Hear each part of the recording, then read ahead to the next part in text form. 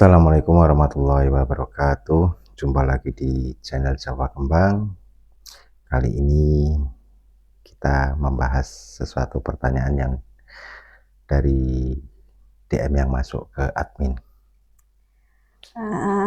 Ini ada pertanyaan.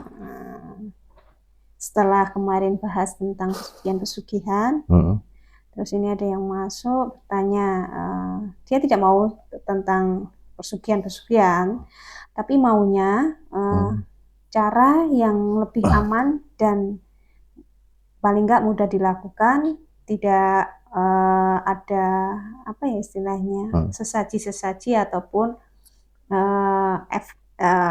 efek sampingnya tidak yang membuat dia menjadi tidak baik.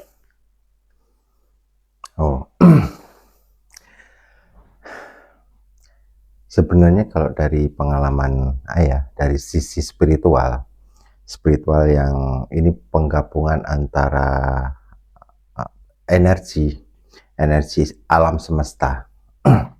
Jadi kalau kemarin kita bahas tentang efek samping yang jika kalau pesugihan seperti apa kan seperti itu.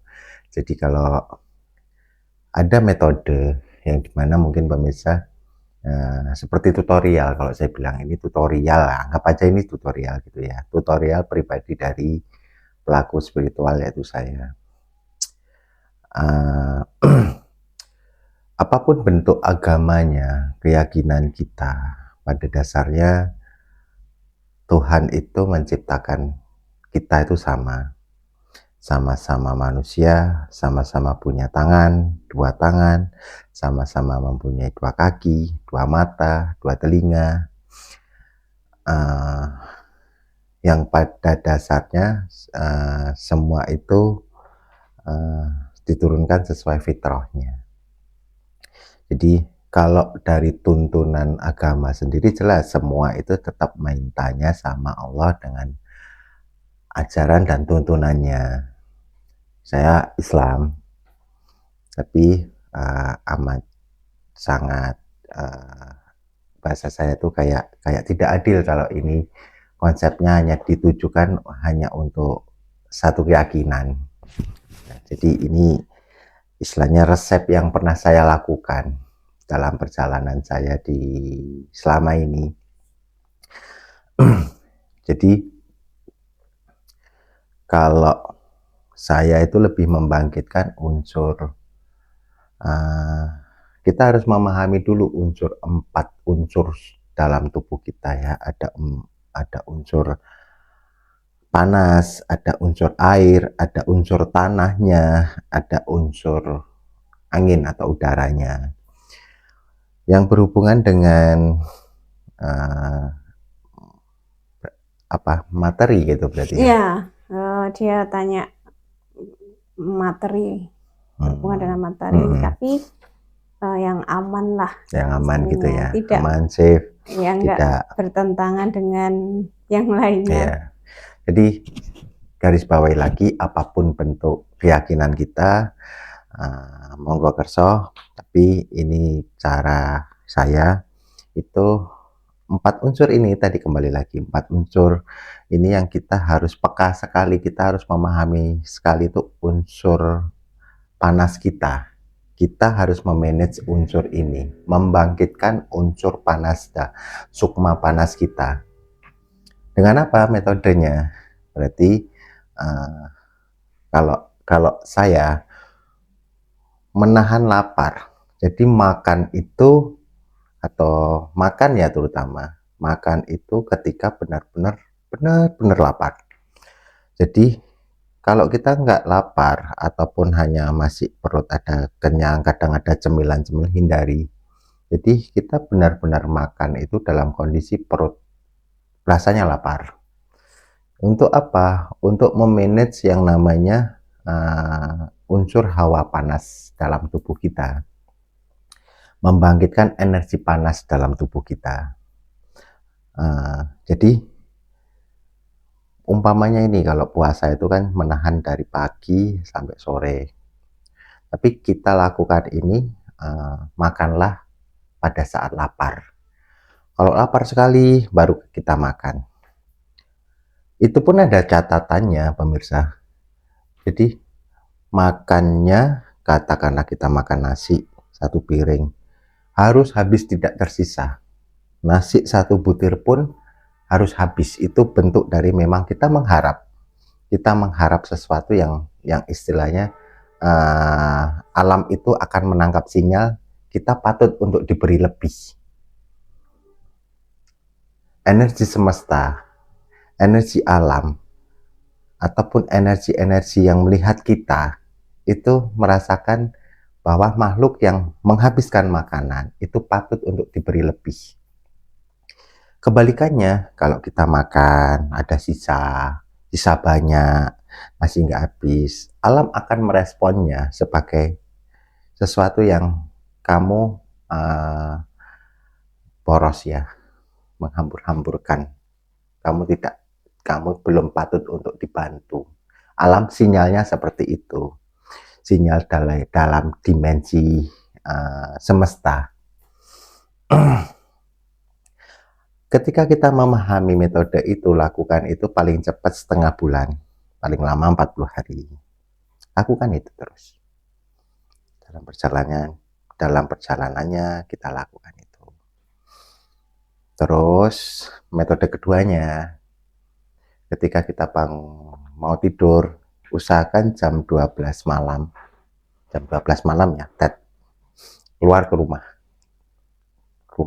halaman yang ada langsung antara kita manusia sama langit itu langsung berhadapan. Langsung kita tatap langit. Semua energi permohonan, keinginan kita, apapun bentuk versi agama kita, keyakinan kita, ini kan tadi saya bilang universal. Kita pusatkan, kita lemparkan ke atas. Itu pesan dari bawah untuk agar sampai ke atas. Gaib-gaib atas, penghuni langit agar mengetahui bahwasanya manusia yang ada di bawah itu sedang membutuhkan permohonan Sang Maha Kuasa. Sama juga dilakukan paling cepat setengah bulan, paling lama 40 hari. Tetap menjalankan ibadah sesuai keyakinan kita. Sholat, zikir, berdoa, memohon tetap. Nah, tapi yang 2 hal ini kita lakukan. Ketika kita menahan lapar, makanlah pada saat benar-benar perut itu kosong, pingin makan. Tapi ketika sudah makan, habiskan makanan itu. Tidak boleh 1 biji nasi pun ada di piring. Habiskan. Lakukan itu. Yang kedua, nanti jam 12 malam keluar. Ya bahasanya tadi itu yang pertama itu bahasanya laku prihatin. Dan seperti itu. Yang kedua, jam 12 malam keluar, tatap langit. Semua keinginan atau apa manifestasikan semua di hati dan perasaan. Keluarkan. Lalu berdoa sesuai keyakinan. Lakukan itu terus. 2 hal ini akan menarik yang namanya unsur keduniawian, apapun yang kita inginkan. Tidak serta-merta langsung itu, tapi kita akan merasakan yang penat dimudahkan. Istilahnya kayak orang itu ditunjukkan jalannya. Walaupun belum 100% sesuai harapan ya, tapi untuk menuju situ, untuk menuju tujuan kita itu kayak dituntun. Seperti itu. Karena semua yang ada di muka bumi ini berhak mendapatkan rezeki Allah, berhak mendapatkan rezeki Tuhan. Apapun bentuk keyakinan kita, itu lebih safe, itu lebih aman. Tidak memakai bantuan. Kalau kemarin pesugihan A, pesugihan B, bantuan kita, alam semesta, dengan memanjatkan keinginan, permohonan terhadap Tuhan Yang Maha Esa, Allah Subhanahu wa Ta'ala. Kurang lebih begitu. Jadi, pemirsa rasakan sendiri perbedaannya. Apa yang bertambah, apa yang ditambahkan, pasti ada. Karena saya pribadi mengalami. Begitu, pemirsa. Kurang lebih seperti itu. Mungkin itu dulu aja. Iya. Untuk menjawab pertanyaan dari salah satu pemirsa yang DM ke admin. Saya tutup. Assalamualaikum warahmatullahi wabarakatuh.